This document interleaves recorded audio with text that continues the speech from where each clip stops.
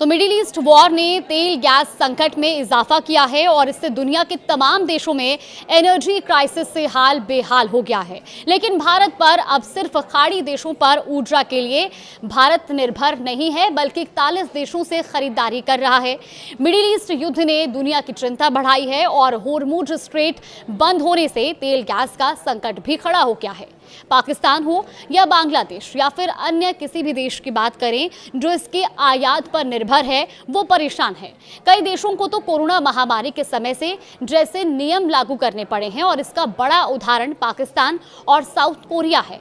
बात भारत की करें तो बीते कुछ दिनों में यहाँ भी खास तौर पर एलपीजी को लेकर लोग पैनिक करते दिखाई दिए, लेकिन इसके गहराने से पहले ही सरकार का प्लान बी भी एक्टिव हो चुका है।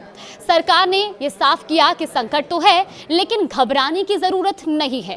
प्रधानमंत्री नरेंद्र मोदी ने यह भी बताया कि भारत ने अपने ऊर्जा आयात में विविधीकरण किया है और तेल गैस के लिए सिर्फ खाड़ी देशों के भरोसे नहीं है। यानी अब भारत में अलग अलग कई देशों से तेल आ रहा है और लिस्ट में रूस से लेकर अंगोला तक का नाम शामिल है।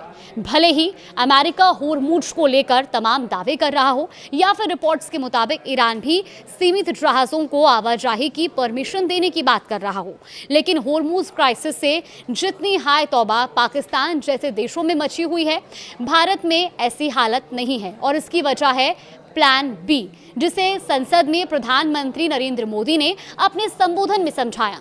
पीएम ने लोकसभा और राज्यसभा में अमेरिका, इजराइल और ईरान के बीच चल रही जंग की बात करते हुए कहा कि इस युद्ध से हालात चिंताजनक हैं, क्योंकि कच्चे तेल गैस की ज़रूरत का ज़्यादातर हिस्सा यहीं से आता है और होर्मुज से जहाज़ों की आवाजाही बंद होना बड़ी चुनौती बनता जा रहा है। हालांकि पीएम मोदी के मुताबिक भारत ने लगातार अपने आयात को डाइवर्सिफाई किया है और पहले जहां देश में सिर्फ 27 देशों से एनर्जी आयात किया जाता था, वो अब बढ़ाकर 41 देशों तक पहुंच चुका है। इससे संकट के समय में भी एनर्जी सप्लाई सुचारू रखने में मदद मिली है। वहीं ब्लूमबर्ग के मुताबिक हाल ही में होर्मुज में व्यवधान के बीच भारत ने रूस से 6 करोड़ बैरल तेल खरीदा है। अब आपको बताते हैं कि भारत में कहां-कहां से तेल गैस आ रहा है। दरअसल भारत खाड़ी देशों से तो तेल गैस का आयात करता ही है और कुल इंपोर्ट का बड़ा हिस्सा यहीं से आता है, लेकिन भारत अन्य देशों से भी एनर्जी इंपोर्ट कर रहा है, जो ये संकेत देता है कि अब देश सिर्फ स्ट्रेट ऑफ होर्मुज यानी कि खाड़ी देशों पर निर्भर नहीं है। रिपोर्ट्स की माने तो युद्ध के चलते महंगे मिडिल ईस्ट तेल की उपलब्धता कम होने के कारण भारतीय रिफाइनरियों ने वेस्ट अफ्रीकी और एशिया प्रशांत क्षेत्र के तेल की ओर रुख किया है। हाल ही में भारतीय कंपनियों ने जहां अंगोला से तेल खरीदा, तो वहीं आपको बता दें कि लाल सागर और अदन की खाड़ी को जोड़ने वाले बाब अल मंडेब समुद्री मार्ग के जरिए अंगोला, नाइजीरिया जैसे देशों से तेल भारत में पहुंच रहा है। तो वहीं कांगो, गैबान और सूडान जैसे देशों से भी तेल आ रहा है। अब रूस से तेल आयात किया जा रहा है, जो डेनिस स्ट्रेट से भारत पहुंचता है। वहीं पाकिस्तान और साउथ कोरिया में अभी हालात कुछ चिंताजनक हैं।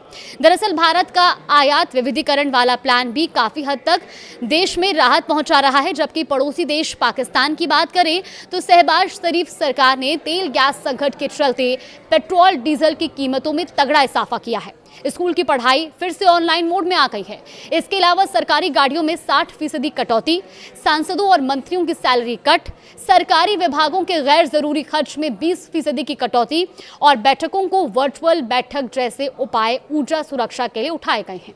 इसके अलावा साउथ कोरिया में भी बुरा हाल है और तेल गैस संकट के बीच वहां की सरकार ने नहाने धोने पर भी पाबंदियां लगाई हैं। रिपोर्ट्स के मुताबिक देश में लोगों से कम नहाने, सप्ताह के अंत में वॉशिंग मशीन का यूज कर कपड़े धोने की अपील की गई है। तो मोबाइल फोन या इलेक्ट्रिक चार्ज को सिर्फ दिन में चार्ज करने के लिए कहा गया है। अगर हम भारत की बात करें तो प्रधानमंत्री ने अपने संबोधन में आंकड़े पेश करते हुए बताया था कि भारत के पास 53 लाख टन से ज्यादा का रणनीतिक पेट्रोलियम रिजर्व है और हमने वैकल्पिक ईंधन के विकल्पों की ओर कदम बढ़ाए हैं जो भारत का भविष्य सुरक्षित करेंगे। भारत ने कच्चा तेल, एलएनजी, एलपीजी के आयात को 27 से बढ़ाकर जहां 41 देशों तक फैलाया, तो वहीं स्ट्रैटेजिक पेट्रोलियम रिजर्व को 53 लाख टन से बढ़ाकर 65 लाख टन तक पहुंचाने का कदम भी बढ़ाया है।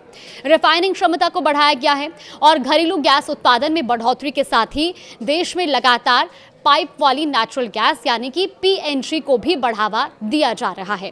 अब एलपीजी का आयात भी कई देशों से बढ़ा दिया गया है। दरअसल देश में घरेलू एलपीजी उत्पादन में बढ़ोतरी के साथ ही कई देशों से भारत में एलएनजी और एलपीजी की अतिरिक्त खेपें आई हैं।